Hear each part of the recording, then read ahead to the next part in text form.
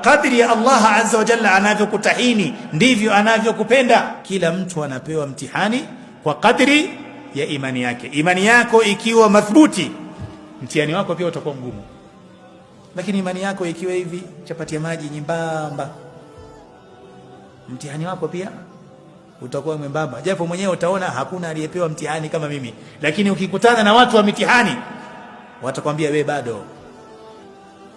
Kwa hiyo maisha ya mtihani kwenye maisha ya Muislamu anatakiwa aende nayo katika namna ya matarajio mema, awe na tafaul fil masaib allati tanzilu bih, kwenye yale masaib, kwenye ile mitihani ambayo inamfika, amdhani Allah azza wa jalla dhana njema. Ashaddu an-nasi bala'an al-anbiya thumma al-amthal fal-amthal yubtala al-mar'u ala qadri dinihi.